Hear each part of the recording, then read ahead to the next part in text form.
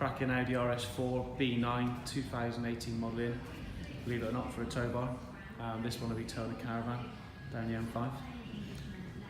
We've installed a Westfalia detachable tow bar, just show you how easy it is and how neat and tidy it is to take on and off. So more or less about a second to remove. That's the section that comes off. And again, it's a one-handed reinstallation, just like that. Key bar on the side to lock the neck in place if you want to.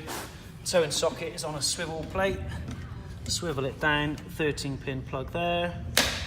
When you finish, swivel back up out the way. Remove the towing neck, and away you go. You now know there's a tow bar there. Here's our Audi RS4 B9 model again.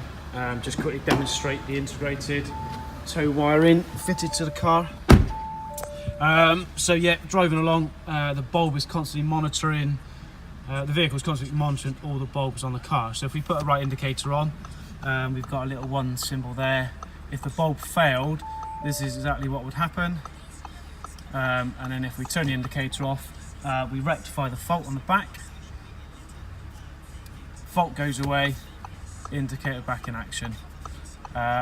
This one will also adjust the traction control settings on the vehicle, turn off the rear fog light when you're towing, also turn off the rear PDC when you're towing. There's our miniature caravan, so you get no false beeps. The camera still works, obviously.